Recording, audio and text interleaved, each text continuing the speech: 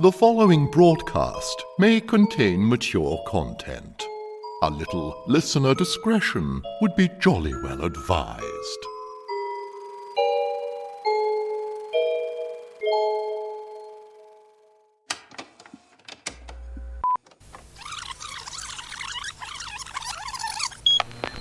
Cast out by my parents, I ventured forth into the vast world beyond. Your money or your life?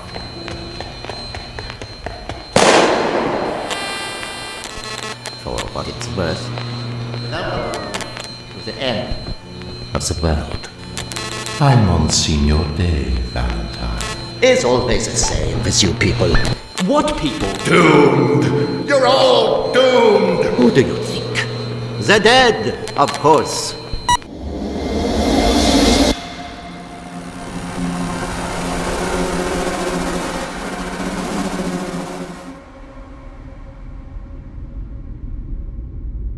Being described as dull and boring by Hank was difficult enough to take, but Mrs. Anna's assessment of me as dead was simply unacceptable. True, I may not have the most electrifying personality in the world, and I would certainly never describe myself as particularly perky or bubbly, but I'd always considered myself as someone possessing a certain low-key charm, with an understated, almost indefinable animal magnetism. Clearly, this was not a view shared by all. Mrs. Anna, I don't think that's entirely fair of you, and I resent being described in such a way. Oh, so sorry. Perhaps your sensitive soul prefers if I say the dearly deceased. What are you talking about? What? Your penny hasn't dropped the other foot yet? What penny? You're not making any sense. You're talking rubbish. Look, you don't exist anymore. Is that plain enough? You're dead. Like the doornail. I most certainly am not. You say you're not, I say you are. Either way, you're dead. Of course I'm not dead. Are you mad? Or at least dead in relation to the idea of what you thought you were when you were alive. And just what is that supposed to mean? It means it's all relative in a cosmic sense, more or less. Anyway, that's what I'm supposed to tell you according to the guidebook. What guidebook? Why was she suddenly talking nonsense to me? I considered the possibility that she was simply having a bad day, and on such occasions found some sort of unhealthy gratification in tormenting her guests with insults and gibberish. However, I wasn't about to take the bait. Mrs. Anna, look at me. I am very much alive. Here I am. I'm living proof of me. I just am. No offense, but have you looked in the mirror lately? That's another thing I meant to bring to your attention. There aren't any. Not even in the bathroom. So, then pinch yourself. What?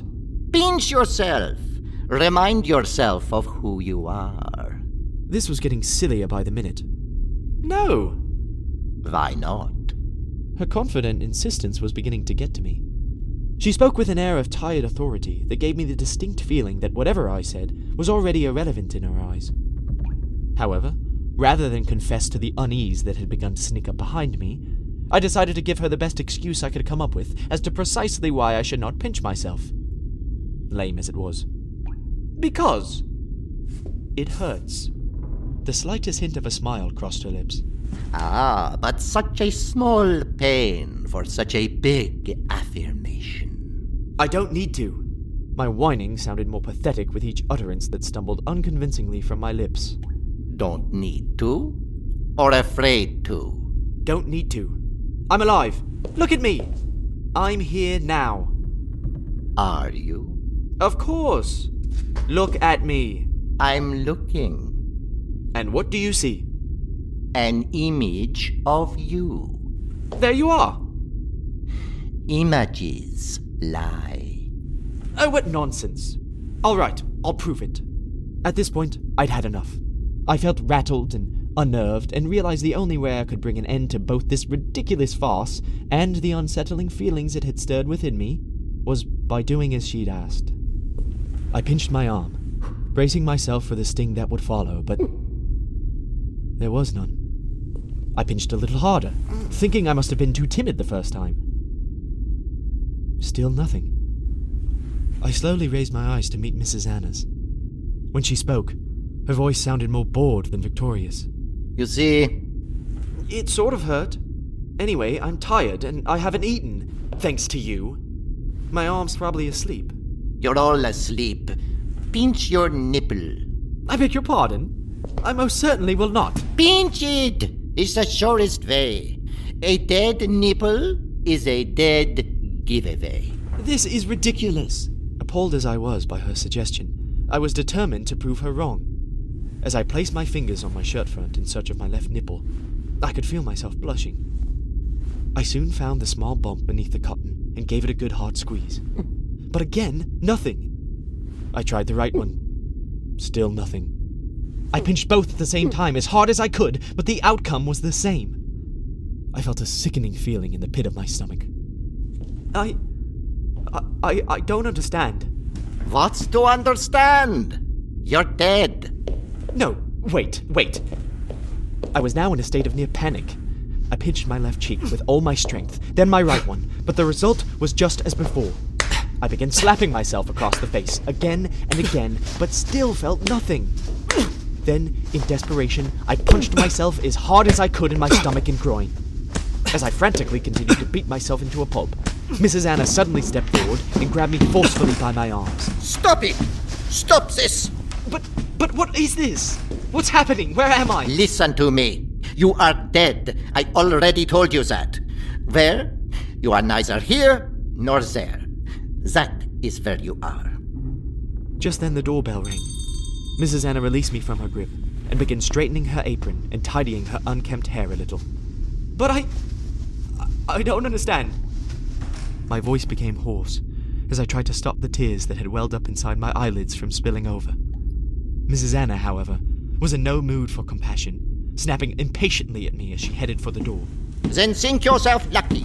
Meanwhile, waiting in my hallway, I have 3 very unhappy foreign aid workers from the Democratic Republic of the Congo wanting to know why they were beheaded and, more importantly, where their heads are. And you think you have problems. Just before she left the room, she turned back to face me, her hands planted squarely on her hips. Maybe you would like to take care of them, no? Tell them all the answers. Then answer the door to the new ones, yes? Please forgive my English, but give me the fucking break. And with that, she left. I wiped my tears on the back of my hands and tried to collect myself as best as I could. It was all too much to take in. Much too much. But I had to keep my head. No matter what Mrs. Anna said, and no matter how impervious I'd become to pain, at least physically, I still couldn't accept that I was dead. How could I be? Death wasn't like that. Death was something that happened when you were asleep.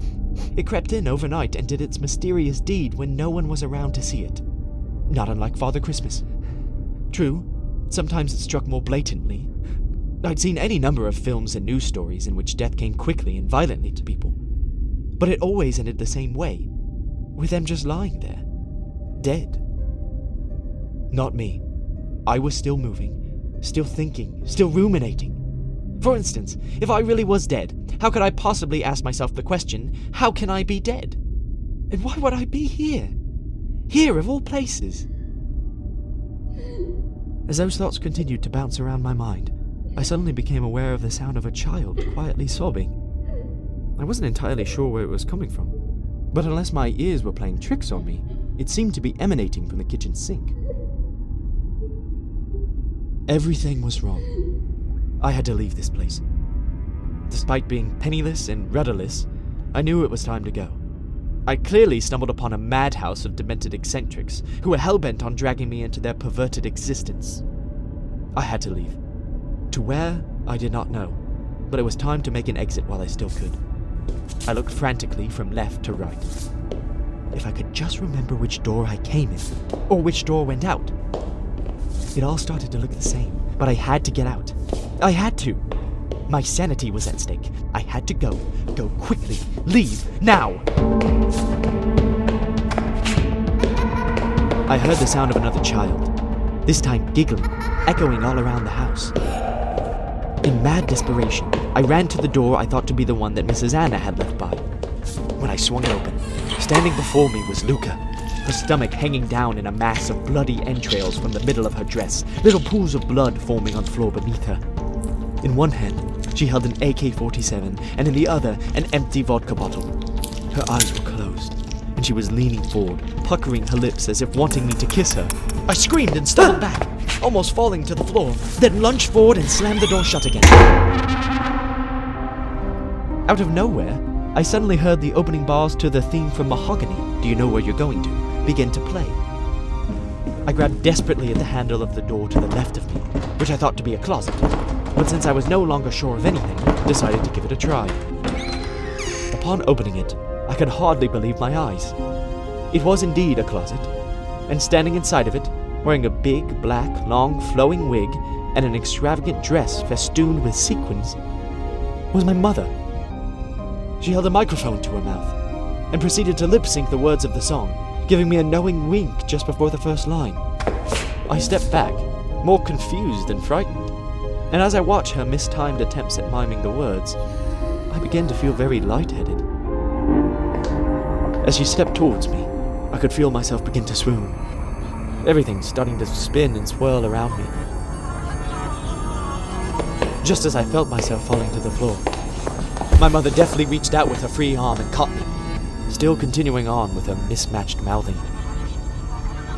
Held tightly against my mother's sequined bosom, the sound of Diana Ross filling my ears, my conscious mind slipped away into the night.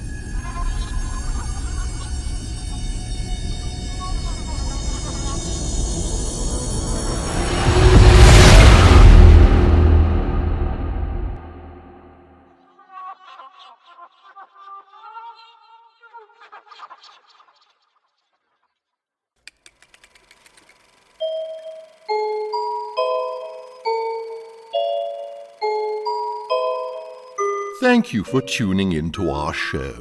We do hope you enjoyed it. And if so, why not be an absolute angel and leave us a rating or review on whichever podcast platform you frequent. Thank you. This episode featured Jackson Campbell as Valentine and Andrew Biss as Mrs. Anna. Our show was written and directed by Andrew Biss.